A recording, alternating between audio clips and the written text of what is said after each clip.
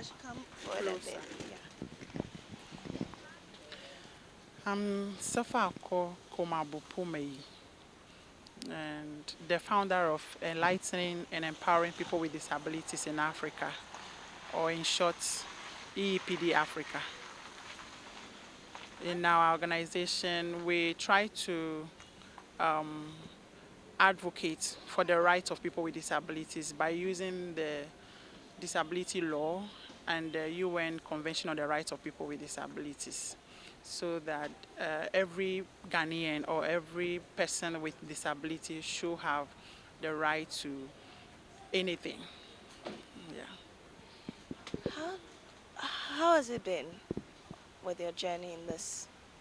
Yeah, it isn't easy. It has been both ups and downs, but I think I enjoy doing it, especially when I meet people that I train or I empower to be on their own, like Hannah, just as we see, like talk to her, build self-esteem, to be an advocate on your own. Somebody like this, it's a prestige for me. When I have, mentees passing through my hands like this, uh, all all are not able to make it, but a few that are courageous or through God's um, grace, they make it and be on their own to talk for the issue. I think I'm satisfied, especially though the laws are not working for us, but it's a big cake as we are tackling it in a piece. So I think I'm enjoying it. It's a passion burning, and it's a dream come true to see people with disabilities being proactive, independent, and making life easier for themselves. Yeah. When Hannah was talking, I mean, she was very passionate about the fact that our system is not able to really support people with disability. For instance, she has to, you know, lay aside her hopes of becoming a nurse because she cannot be a blind nurse in Ghana. What do you say concerning that? Yeah, as she said, yeah, the system laid down is really not um, um, easy for people with disabilities like us to use.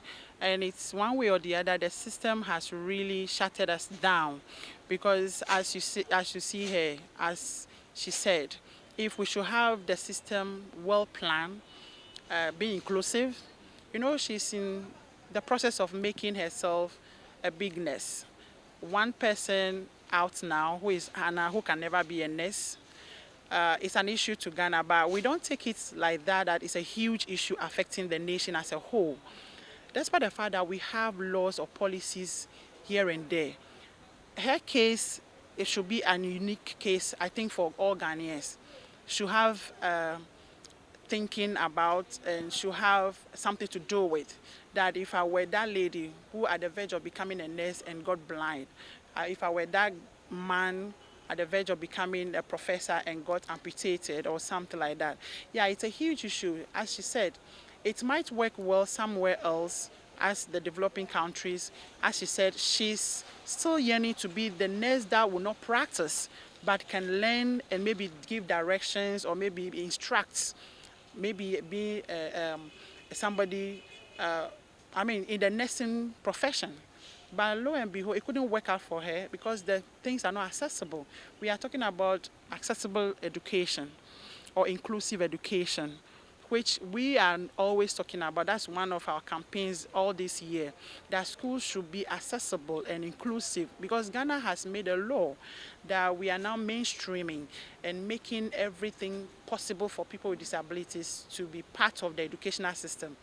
But on the ground, in reality, we are just having it on paper.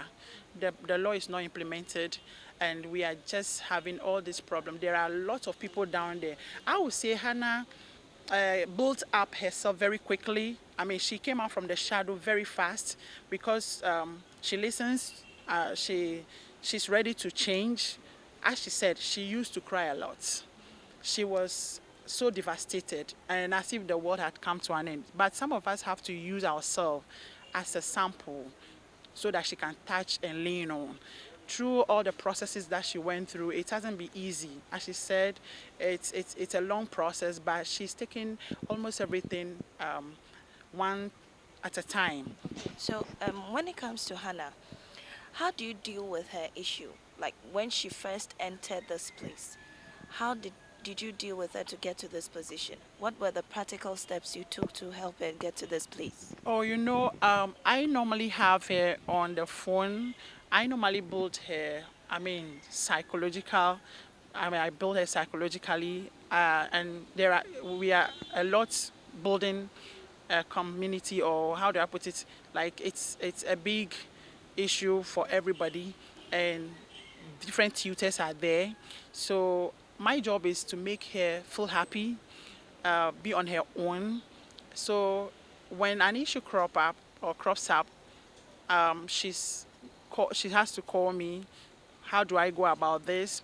As she said, she has seen the world before. She's not the one who is totally blind, who doesn't know which color is red, which one is not blue. As she said, she knows her clothing already, which one is, and she smells good. She has a good sense of smell and those stuff. So dealing with her wasn't a big problem. It's about what was very difficult about solving with her was how she will accept the fact that she won't see again. You remember she told you that she has the hope. You know, one aspect of it, and which we Christian, we believe is through Christ, we might walk again, we might, see again and those stuff. But on the reality, there are some of us who are not going to walk again or see again. As it says in John 24,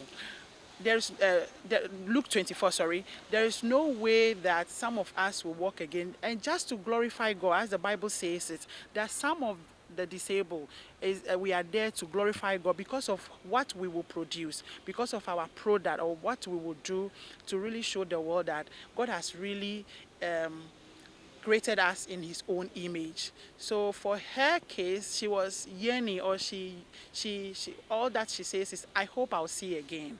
Which I always say that I think you are still hallucinating, because at this point the doctors declared, fine, we believe in miracles. It can happen. But if you build a person to be he's on her own without faith. We still have the Christian faith that I am also one part of the God's umbrella. That is the best one, rather than telling the person that you are going to be healed. Let's go to this prayer center. You are going to do this, and that will be a different focus altogether. So my work is to make sure that she understands herself, know herself well at this stage, and pick it up from here that she's starting a new life altogether. Yeah. And so, what are the facilities you need? Do you have all the facilities you need to put her through to become what she wants to be, or what is it? What is the situation? As she said, we don't have all the things. As you can see, our small office here, we don't have almost everything, because most of the things are practical. As she said, she knows how to use the laptop already. So she does almost all the assignments, everything on the laptop. She hasn't started with Braille learning.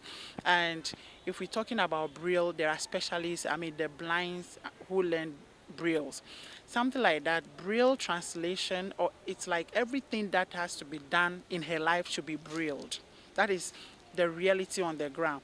If Hannah wants to learn uh, anything at all, or do anything at all, just as we read, just as we go to toilet, we know that this is female, this is a male toilet, everything, those things are not in place. If she should be at school, then the library should have a Braille setup where she will go to the library immediately and have access to everything in Braille or in JAWS on the computer for her. All those things, we don't have them. Those are some of the things that we are struggling with, though the government has talked about it. But so as you can see, it's like, as I said, we are struggling with it in a very small piece. And those that pull up themselves are able to, make it easier. You can imagine those people on the streets, they might not have that